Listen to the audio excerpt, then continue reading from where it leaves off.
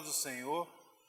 Desejo que você esteja bem nesse dia, que a paz do Senhor esteja reinando no seu coração, na sua casa, na sua família, que esteja tudo em paz, que você tenha saúde, que você tenha alegria do Espírito de Deus no seu coração.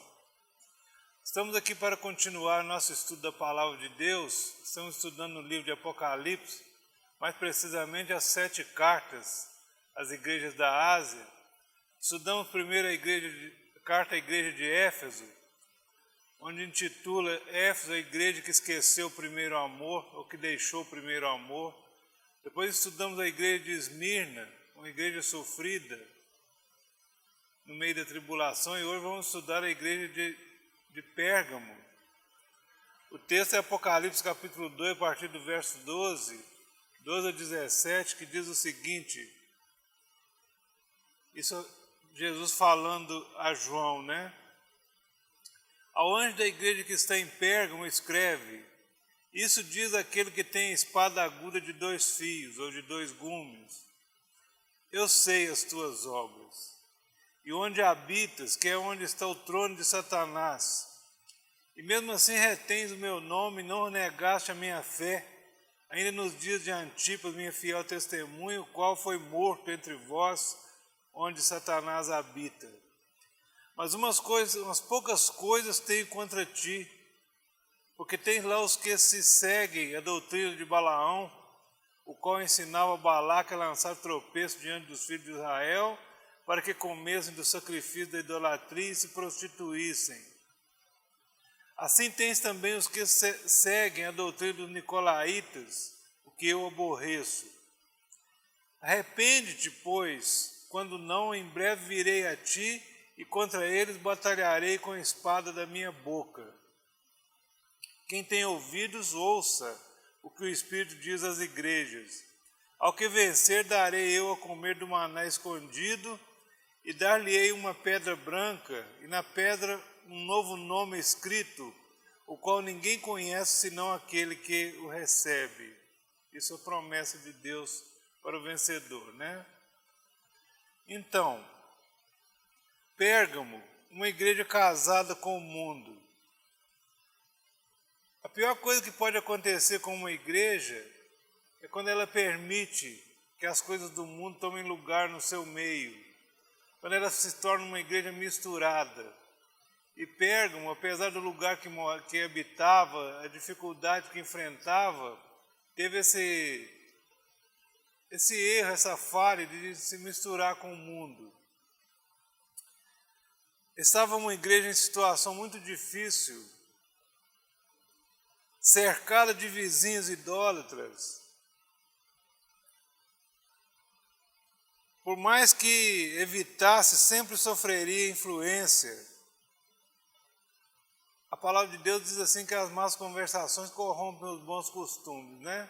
Por isso que eu falei na lição passada, com respeito à nossa mudança de rumo, mudança de comportamento, que quando nós convertemos ao Senhor, nós trocamos o nosso palavreado, nossa maneira de falar, nós mudamos de roupa, um jeito de vestir, nós mudamos os amigos, trocamos, deixamos de andar com as pessoas do mundo que são beberrões e que são dissolutos, e passamos a andar com os irmãos, e as coisas mudam na nossa vida, porque se a gente continuar no meio da idolatria, a gente acaba se misturando e ficando também idólatra como eles. Eu conheci trabalhei com um rapaz que tinha vício de bebida alcoólica. E ele sofreu muito com isso, com a sua família. E um dia ele conseguiu parar de beber. Esse rapaz nunca converteu, não. Mas ele conseguiu parar de beber, mas ele falava comigo assim, olha, não posso nem ver. Porque eu saí da bebida, a bebida não saiu de mim. E se eu provar um gole, eu tomo um copo, 1 litro, um garrafão, um carote de bebida, eu bebo até morrer. Então, a bebida não tinha saído da sua vida. Muitas pessoas vêm para a igreja e conseguem se livrar dos vícios, por exemplo, mas o vício ainda o perturba, ele corre o risco de envolver novamente. Isso é a diferença entre a pessoa que larga e a pessoa que é liberto. Eu, por exemplo, quando eu converti, eu fumava. Os primeiros dias foram muito difíceis, aquela vontade de fumar, mas Deus me libertou de tal maneira que hoje eu tenho nojo do cigarro, né? Não, nem aguento fumaça de cigarro perto de mim, porque eu fui liberto. E assim muitas pessoas têm sido libertas, e é interessante que quando nós nos libertamos de alguma coisa, a gente abole aquilo de uma vez por todas das nossas vidas. A igreja de Pérgamo habitava num lugar no meio de povo idólatra, e muitas vezes ela deixou se envolver também com a idolatria. Sofria a influência daquele lugar. Ela havia se contaminado com falsas doutrinas que levavam os mais fracos a praticar a idolatria e a imoralidade. Sabe, irmãos, aqui no Brasil, mesmo os idólatras confessam Deus, Jesus Cristo, como Senhor. Às vezes eles têm uma religião misturada com idolatria, mas o Deus principal deles é Jesus, é o Deus do céu. Então nós não temos tanta dificuldade assim, mas tem países aí que tem uma coleção de deuses, como era o caso daquele lugar onde era a cidade de Pérgamo, tinha uma coleção de deuses, Deus do sol, Deus da lua, Deus dos mares, Deus da colheita, Deus da fertilidade, Deus do amor, Deus disso, Deus daquilo. Teve uma cidade que Paulo visitou, que havia um Deus para cada coisa, e por fim ele achou um Deus desconhecido. Tinha um altar lá e estava escrito assim: esse altar é para o Deus desconhecido. Pode ser que tenha algum Deus aí que a gente não conhece e que a gente está deixando de adorá-lo, então esse altar é para ele.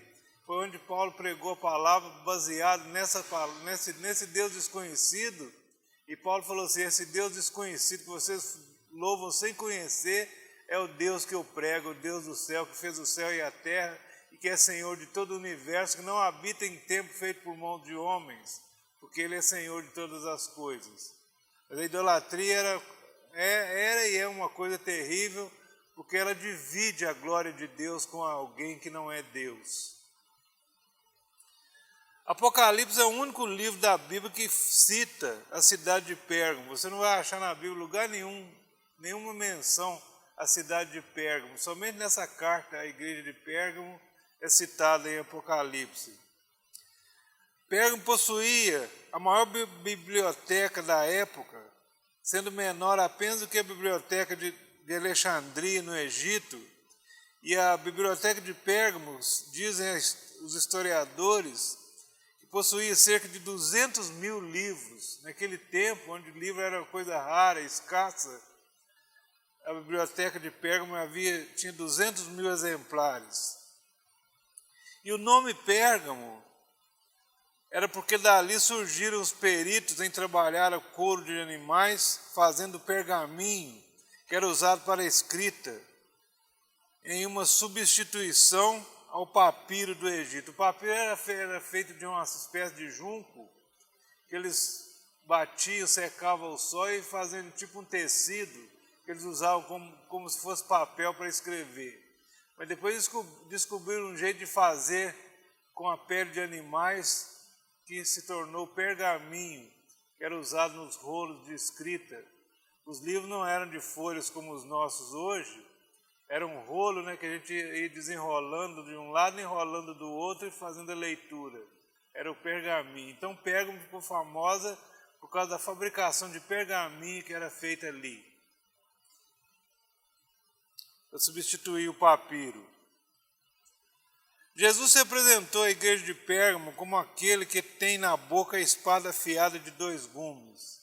Em cada igreja vocês vão ver que a cada uma delas Jesus se apresentou com um dos símbolos que ele apareceu a João, ali naquela visão celestial maravilhosa, quando ele falou com João a primeira vez. E lá diz assim que ele tinha uma espada afiada que saía da sua boca, uma espada de 2 gumes. Jesus falou assim: fala com a igreja de Pérgamo, e quem está falando com ela é o que tem a espada de 2 gumes, a espada afiada de 2 gumes. Essa espada representa o poder e a autoridade para julgar. Jesus está sentado num trono de glória e poder. Ele mesmo disse que foi dado a ele todo o poder no céu e na terra.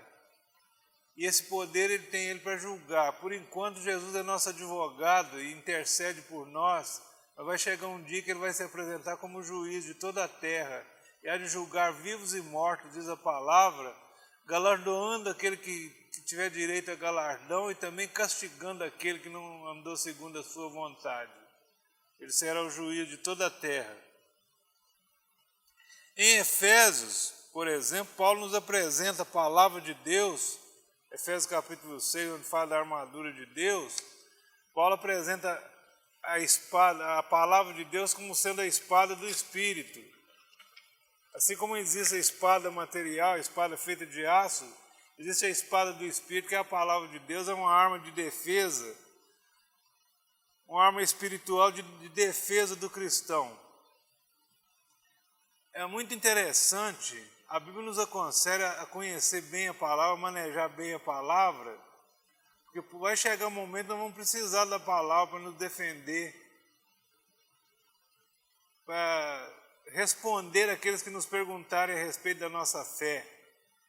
Eu não digo que você vai ter que decorar toda a Bíblia, mas você saber um pouco da palavra, conhecer a palavra é importante, porque ela é uma arma de defesa da sua fé, uma arma espiritual.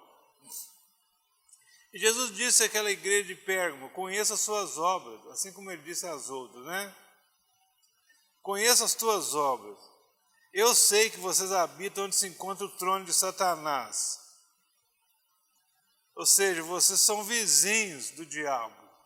Você já imaginou? Eu já tive muitos vizinhos maus, pessoas que faziam muito barulho, pessoas que brigavam muito. Eu tive um vizinho certa vez que ele era um gaúcho muito bravo. Ele batia na esposa dele com um facão. E teve um dia que eu me vi entre os dois tentando separar a briga, quase que eu tomo facãozada também, eu passei muito aperto. Então, tem vizinhos que não te deixam dormir à noite, tem vizinhos que intrigam com você, tem vizinho que faz fofoca. E Jesus chegou para aquela igreja e falou assim: vocês são vizinhos do diabo. O diabo, o trono dele é na cidade de vocês aí, e eu sei disso, eu sei o que vocês têm enfrentado.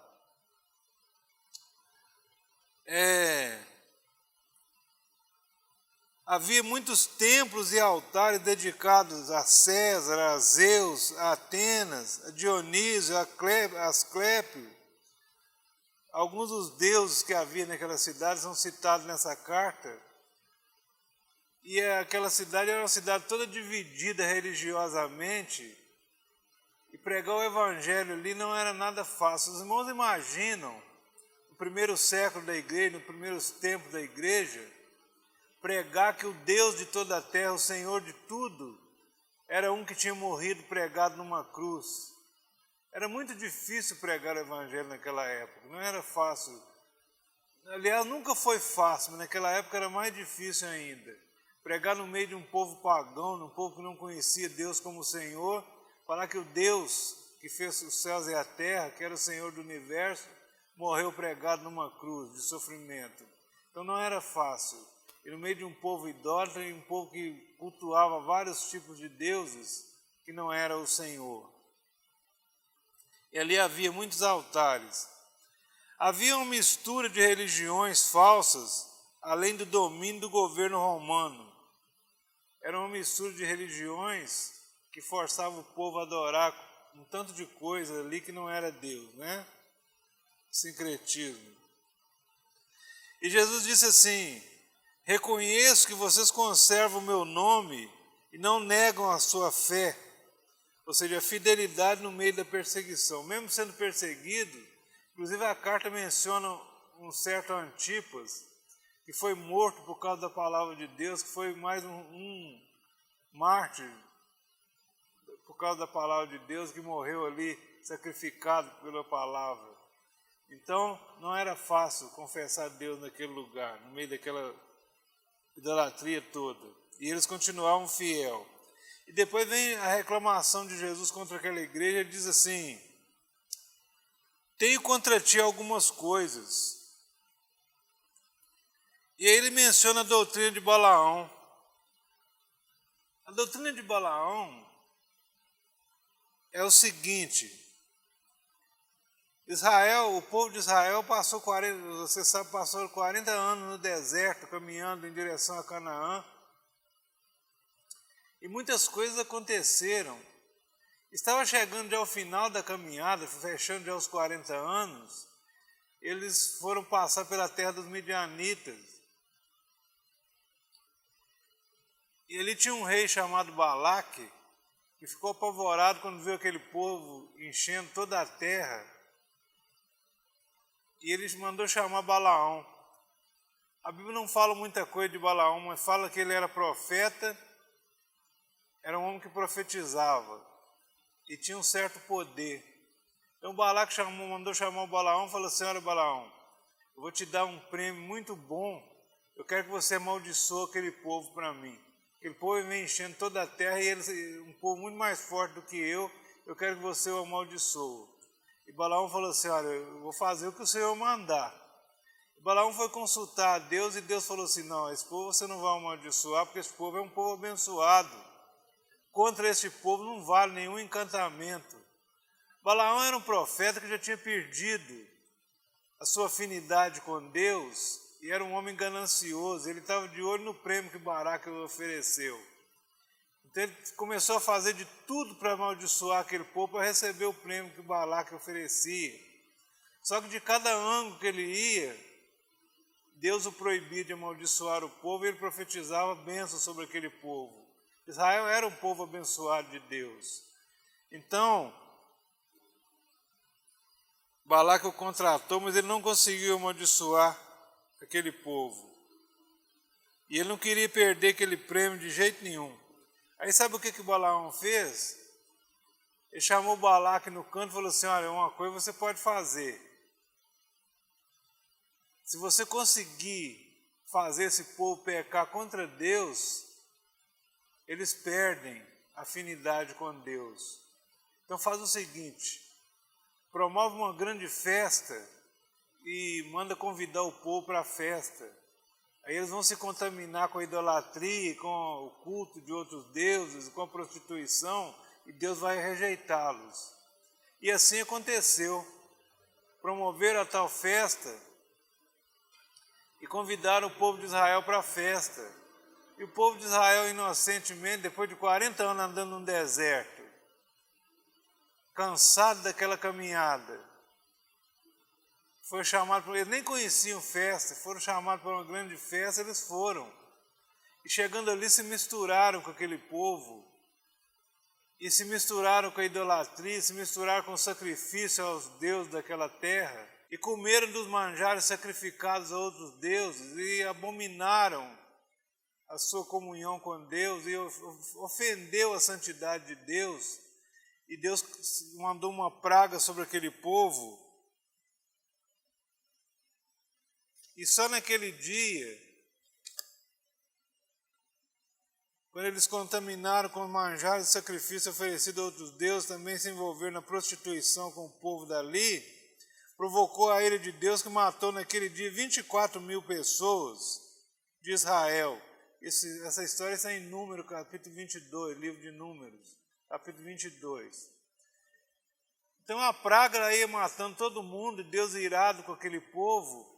De repente saiu lá do meio da festa um israelita da linhagem dos sacerdotes, trazendo uma mulher dos midianitas para dentro da tenda dele. E aí um dos sacerdotes pegou uma lança e atravessou ele com a mulher, e tudo isso aplacou a ira de Deus. Ele foi zeloso com as coisas de Deus. Então é a história de Israel, você pode ler com calma quando você quiser, em Números capítulo 22, eu estou tentando explicar um pouquinho do que era a doutrina de Balaão. A doutrina de Balaão é alguém da liderança, começa a ceder e dizer para você que isso ou aquilo não tem importância, e mistura um pouco de palavra de Deus com um pouco de idolatria, com um pouco de mundo no meio da igreja, e a igreja vai perdendo a sintonia com Deus. Na igreja de Pérgamo, alguns agiam como Balaão, incentivando o povo a tolerar outras práticas religiosas que não condizem com a fé cristã. Muitas igrejas, irmãos, se perderam no tempo. Muitas igrejas fecharam as portas porque deixaram de ser fiel ao Senhor. Porque se tem uma coisa que Deus não tolera, é dividir a sua glória com alguém. E quando a glória do Senhor é manchada pela igreja, essa igreja perde a sintonia com Deus e ela acaba fechando as portas. Por isso, todo cuidado é pouco com respeito à santidade de Deus e o temor que lhe é devido. Nós somos chamados a temer ao Senhor. O que havia naquela igreja que ainda há hoje? O pluralismo. O pluralismo diz o seguinte: toda igreja é boa. Qualquer lugar que fala de Deus é bom.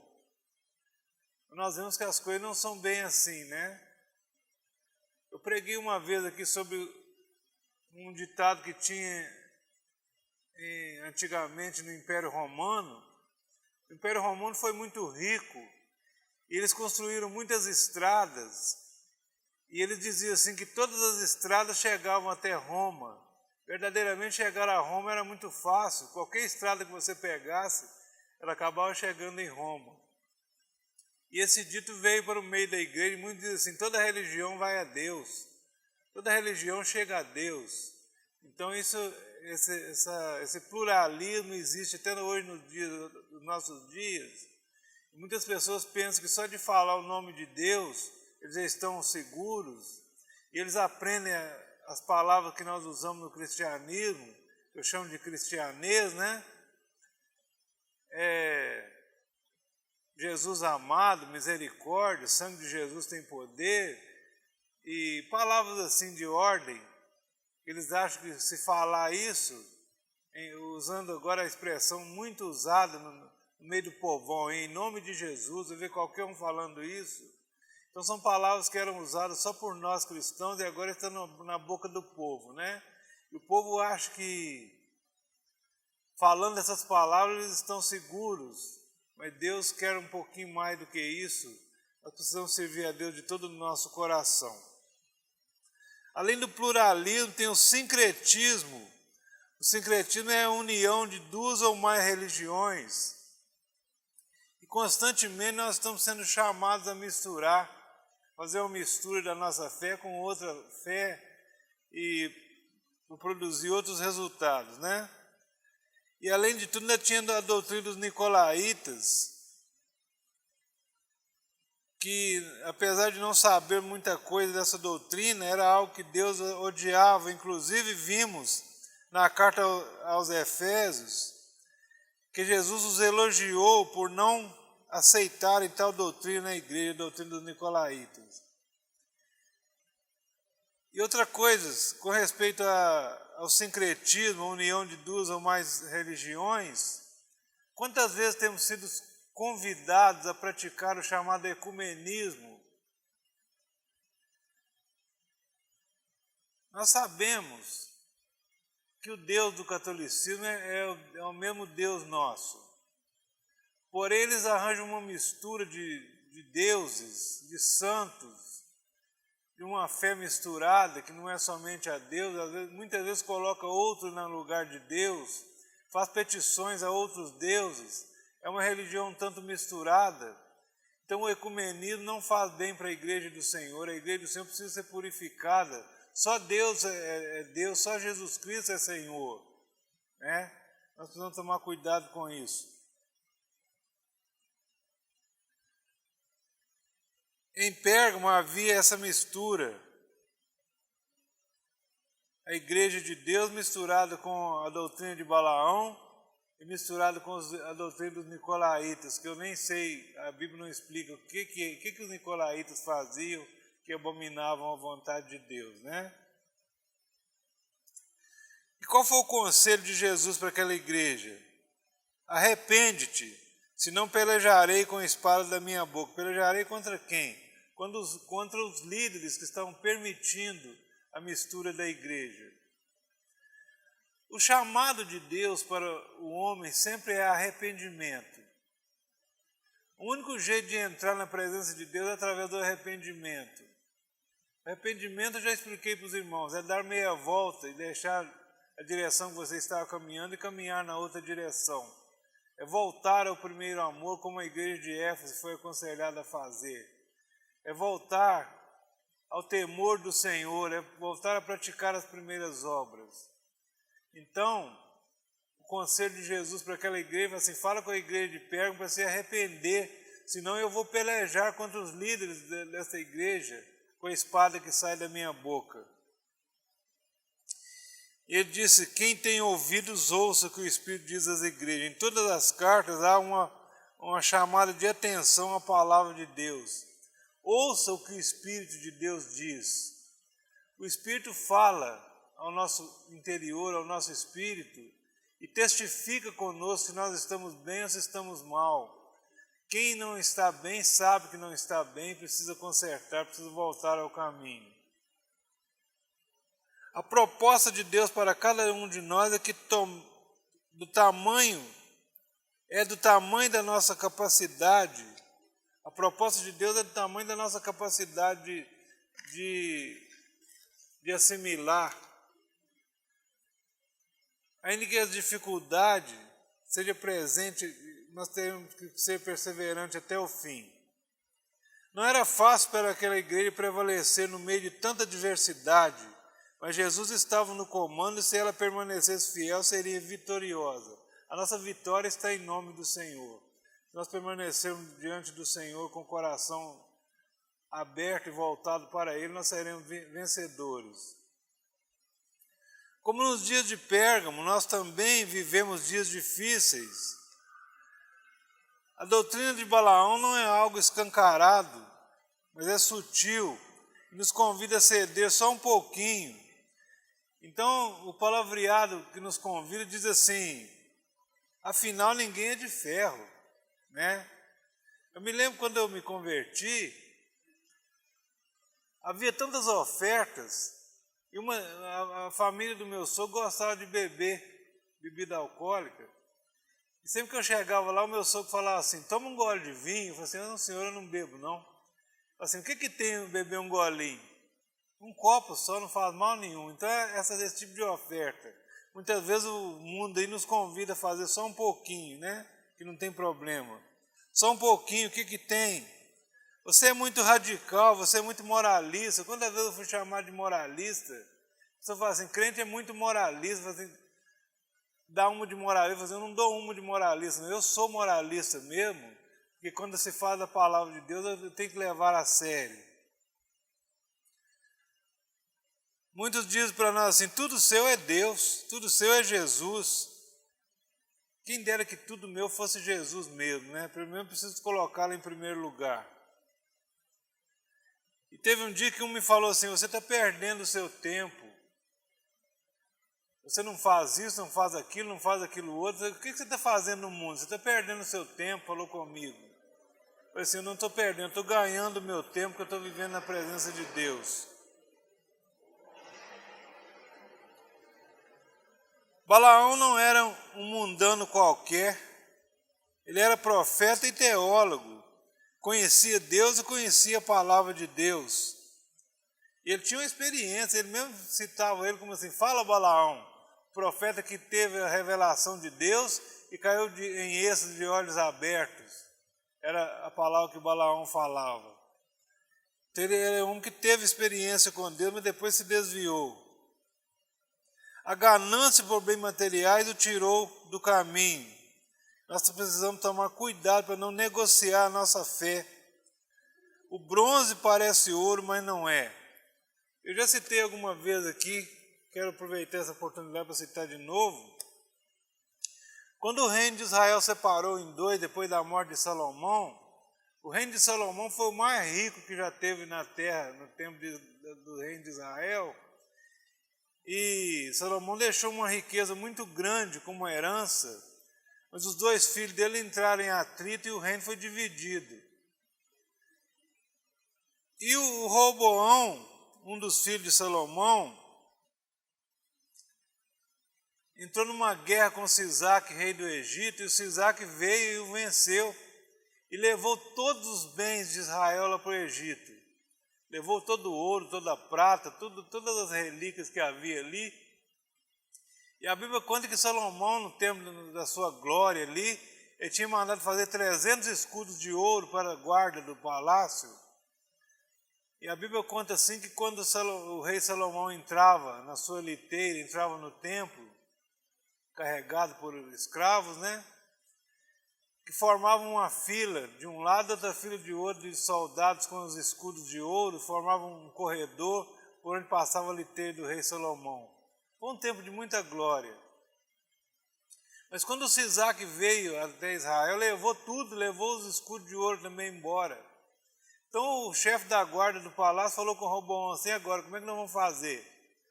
Os escudos de ouro foram embora, não dá mais para recepcionar o rei na porta do templo.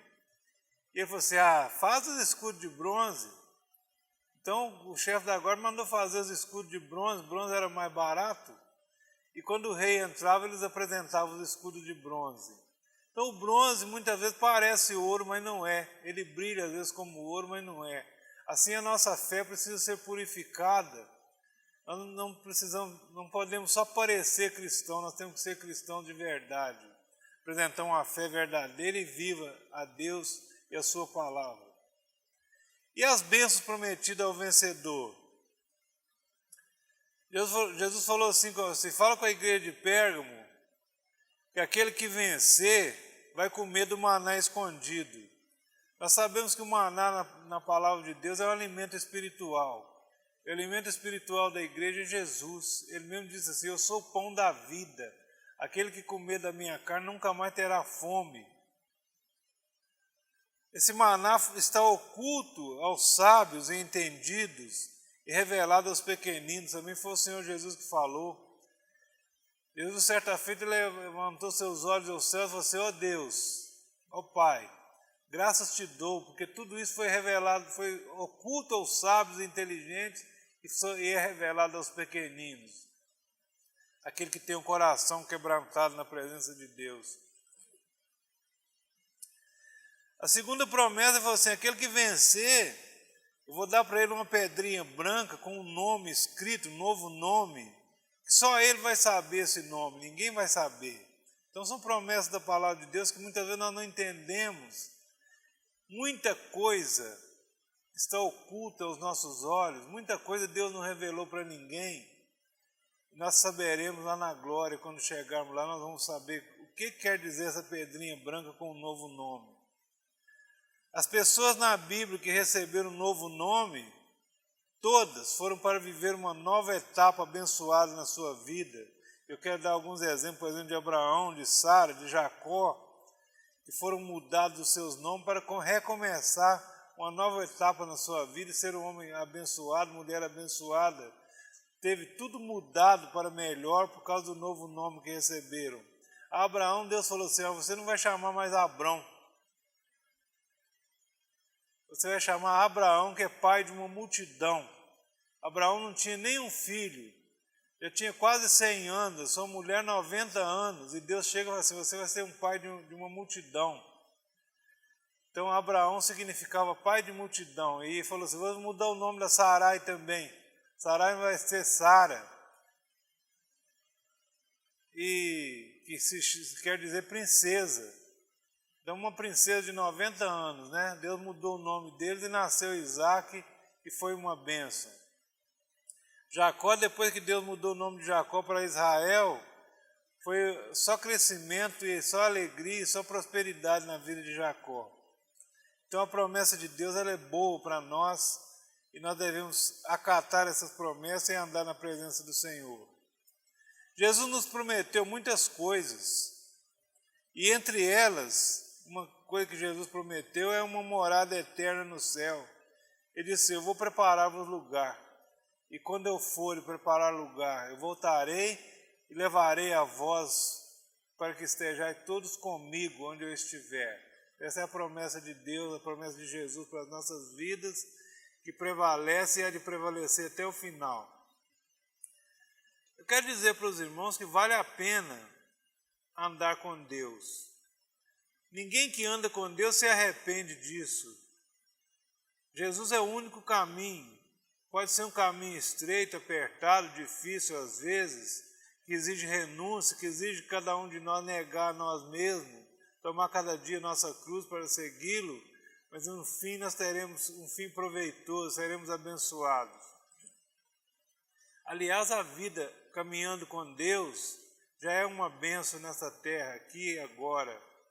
A nossa fé é um veículo que tem nos transportado durante a nossa caminhada, e nós vivemos por essa fé, nós caminhamos por essa fé, por isso prevalecemos. Nós temos visto pessoas lutando contra essa pandemia nesses últimos dias, e muitos têm vencido unicamente pela fé, têm colocado a sua fé no nome do Senhor e têm vencido essa enfermidade, têm estado de pé na presença de Deus. E terminando, quero dizer que nós continuamos orando pelos irmãos que estão enfermos, continuamos em oração pela igreja, por aqueles que estão internados, por todos aqueles que têm nos pedido oração, que têm se colocado diante de Deus com fé, pedindo socorro de Deus. Que nós possamos continuar nessa intercessão, apresentando cada um ao Senhor e recebendo a vitória de Deus em nossas vidas para testemunho, para a glorificação do nome do Senhor. Meu irmão, minha irmã, Deus te abençoe, que essa palavra sirva para a edificação da sua vida, que você não aceite a mistura, a doutrina de Balaão que te convida a participar do mundo, que você tenha sua fé purificada no único Deus, o Senhor dos Exércitos que fez os céus e a terra. Deus te abençoe em nome de